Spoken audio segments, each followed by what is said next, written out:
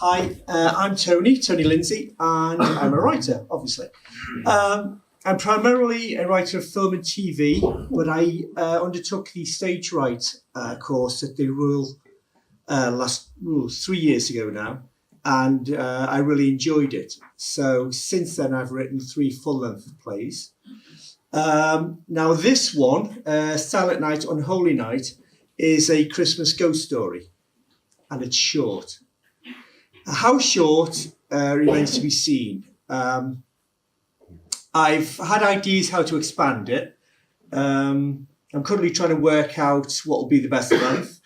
I think I can expand the character of Philpott, the British guy in the two-hander, and there's a lot of Philpott's history that you won't get in this version now, but it kind of makes sense to expand it. Anyway, I'm waffling, so.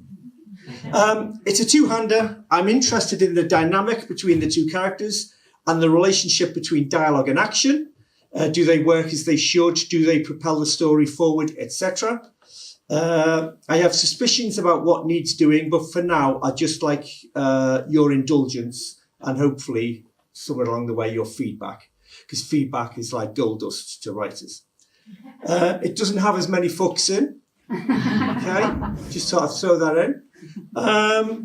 But for now, the bone of contention is a railway station.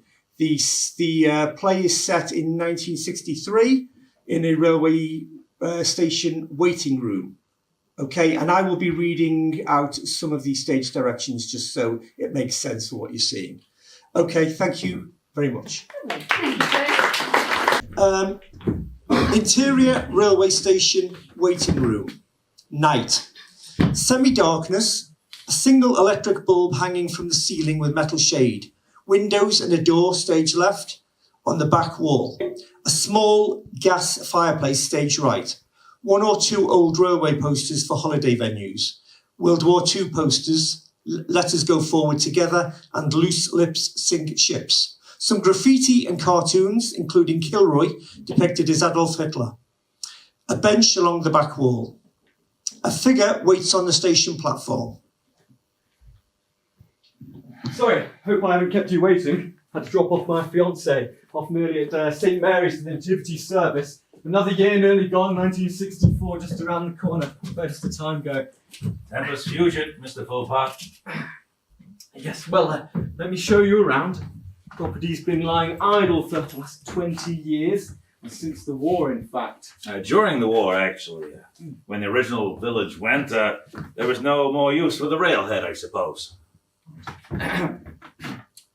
Mr. Breaching certainly hasn't done us any favours.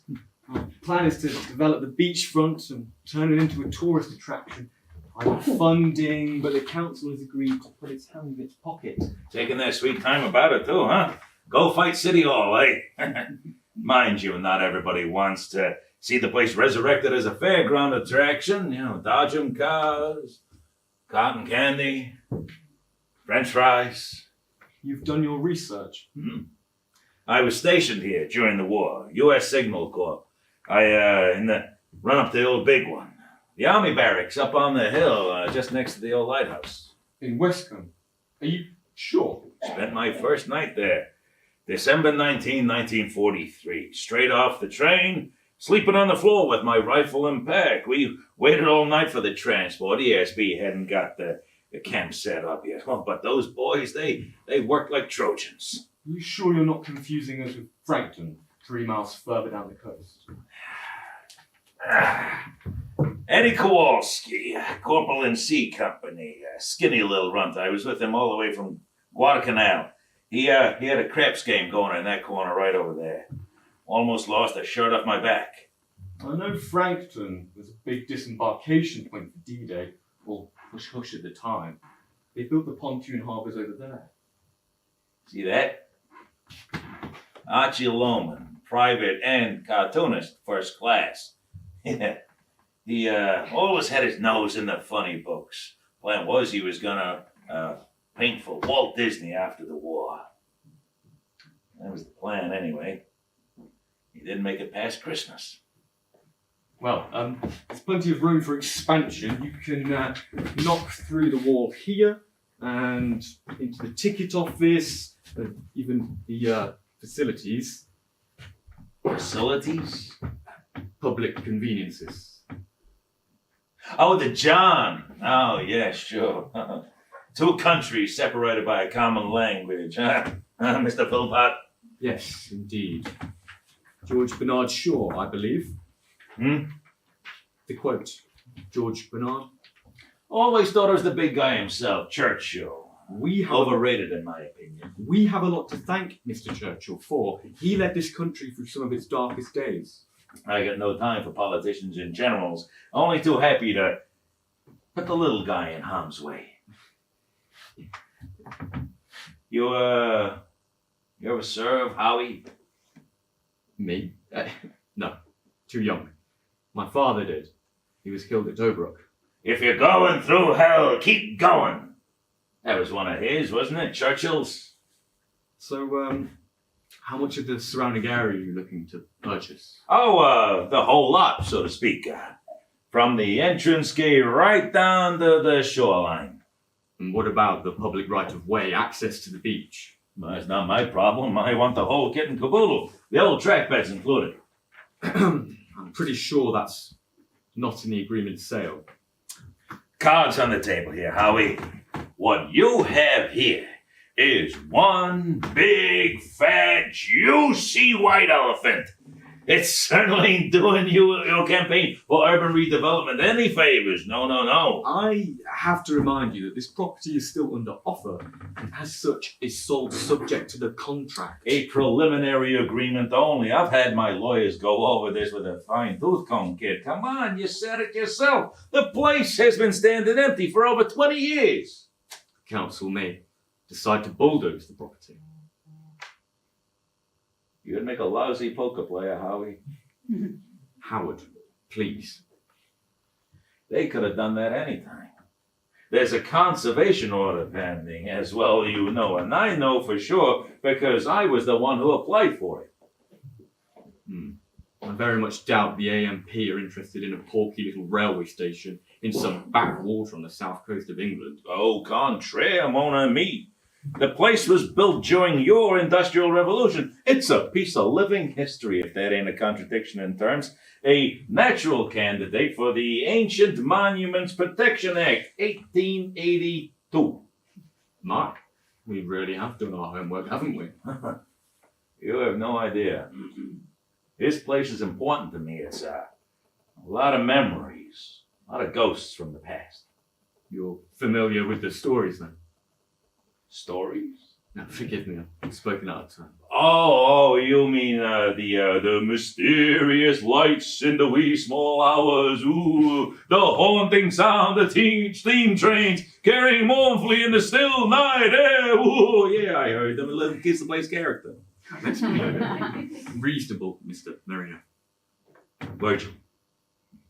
Virgil, if you deny access to the beach, you may as well serve notice to this town as a whole. It's a big part of the council's grand vision for a holiday resort.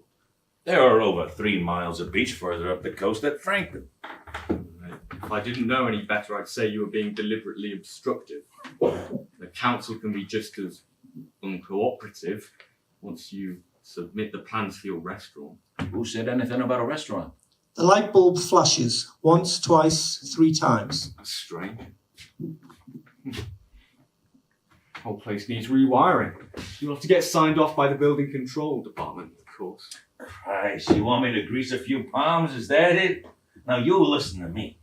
I earned the right to call this place my own. I don't need anybody's help to get off that beach. I crawled every fucking inch of the way with a belly full of salt water and 2 bullets into me. I ain't gonna let nobody jump me through hoops no more. You get me? I'd rather think the idea is to work together on this as a team, a united front. Hands across the sea, my ass. The only united front was a line of machine guns up on top of that beach and an armed flotilla of German E-boats in the rear, with us poor saps caught in the crossfire. What's that smell? Like shooting fucking rats in a barrel. My God, it's gas! Oh, that damn thing's stuck, rusted over probably. Mine does that, kid. The supply was supposed to have been cut years ago.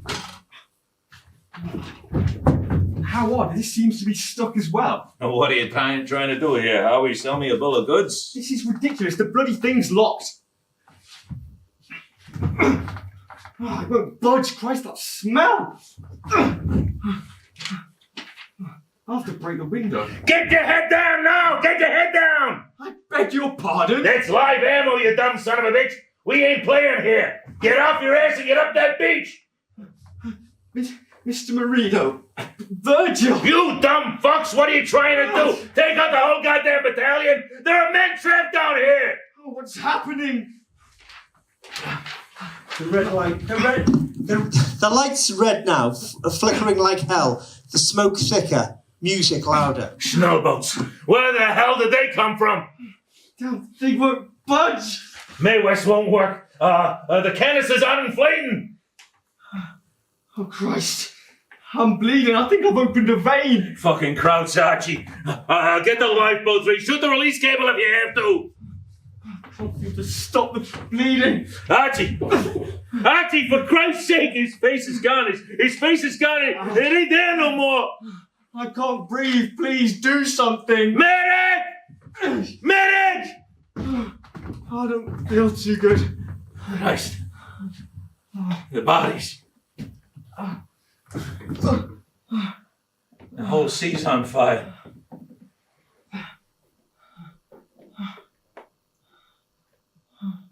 I don't feel very good. It was supposed to be an exercise. A practice run for the big one, Christmas Day 1943.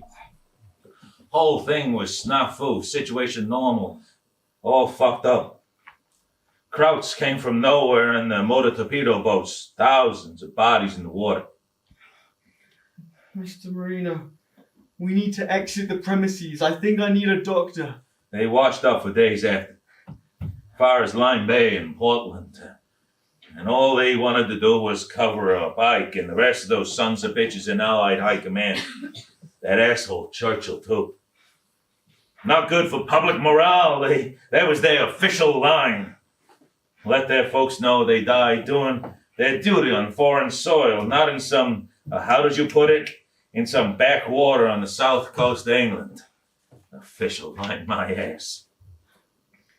And then all those men pulled from the sea and pulled what was left of them and stuck in some mass grave that looked like a fucking lime pit. It ain't right. It ain't right at all. And then they wiped the whole village off the goddamn face of the earth. Oh, it had been evacuated before the exercise, of course. Told the people they were concerned about the Luftwaffe's sudden interest in the secret work being conducted over at Frankton or some other cockamamie reason. And then they had a Wellington bomber fly over and blow the whole thing to kingdom come. A fait accompli, as they say. No gravestones. No markers to show where all those men had lost their lives in the so-called service of their country. Mr. Marino, I don't think I can move. Only a railway station was left standing.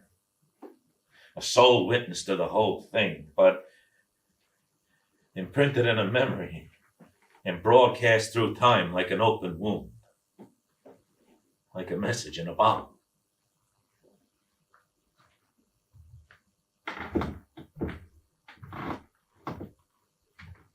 Lie still, House. The waiting room will fill again with those wanting to continue their final journey. They're coming. Now they have a way through. You're the signal, the beacon in the darkness. You'll guide them through and back into the light. Walk through, Howard. Walk through.